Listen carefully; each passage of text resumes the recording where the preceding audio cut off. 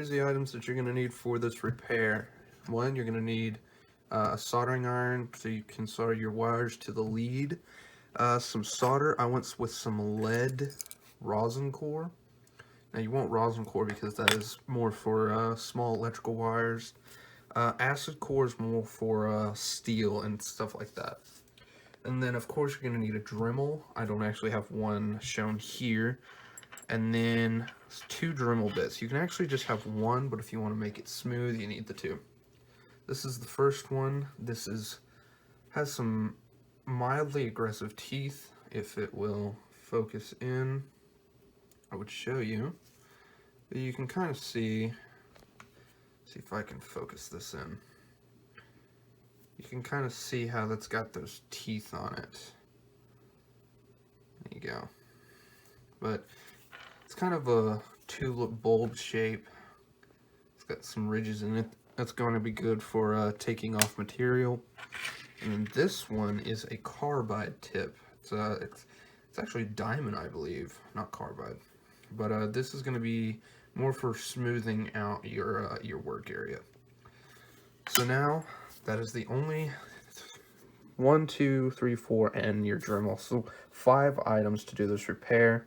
You don't even need extra wire unless your wire is too short, obviously. But let's get on with the video and I'll show you how to repair this. So here you can see that I got my Dremel. I've got that mildly aggressive teeth on there. And there's this epoxy-like material encoding the wires, closing off the terminals that we're trying to solder to. And in this video, it's not the greatest view, but you can kind of see at the bottom of the screen, I'm just taking away that epoxy that was put there by the manufacturer. You see the plastic coming off there. And really what you're going to want to be doing is just getting down enough around the red wire or black, whatever wire is broken for you.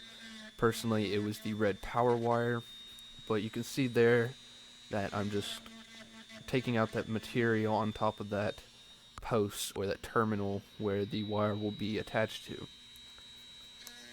I'm just cleaning off that top piece. You can see how easy that plastic is just getting torn away with that toothed bit.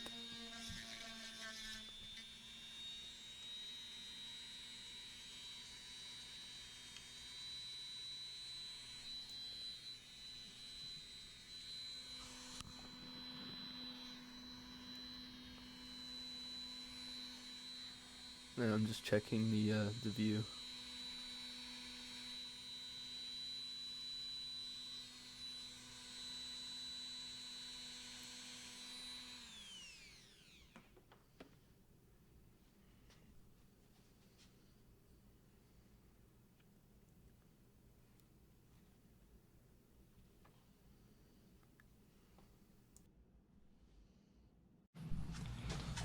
So what we're going to try to do here is, I've got some solder here. As you can see, right here, this gold pin is where that wire used to be, this red wire. You can see how I've grinded this out. So I'm going to try to build this up a little bit on this gold pin. Hopefully the solder will adhere to it. Not sure if it will, but kind of saves me $400 from buying a new fuel pump. So I think we might be getting hot enough. I'll test it out. Yep, we're hot enough. So don't say anything about me doing that. Let's take this and turn it.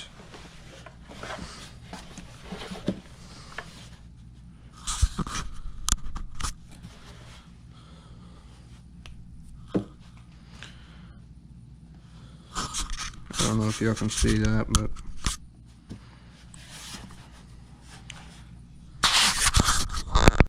now for this next clip, we're going to be soldering that bare wire to the terminal itself.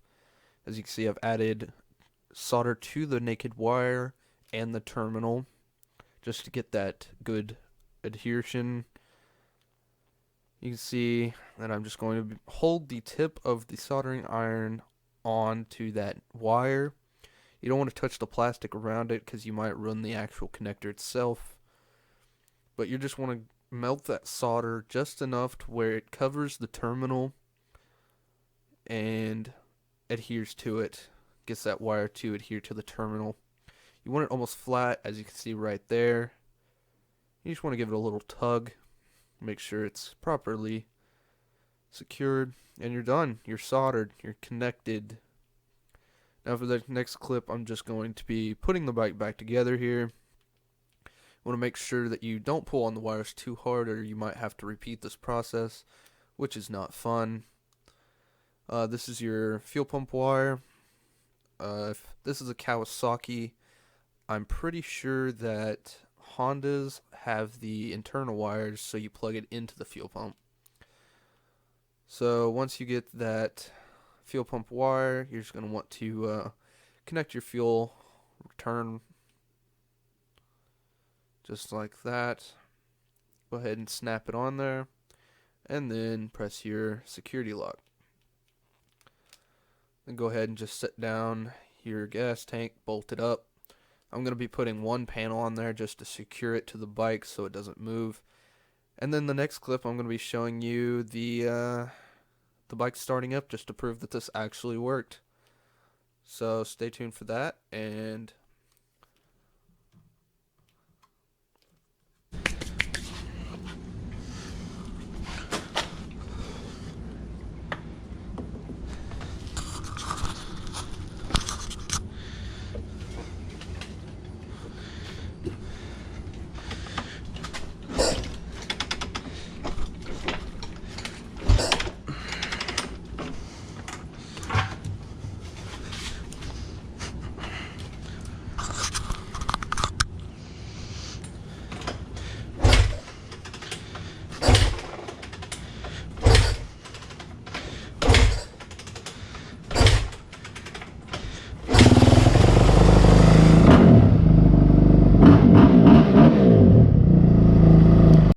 I also forgot to mention that you can replace the epoxy that you dremeled out. You can use regular tabletop epoxy or outside weatherproof, 5-minute epoxy, whatever you can find. It'll just help protect that wire, hold it in, and it'll keep the water out. So make sure you replace that and you'll be good to go.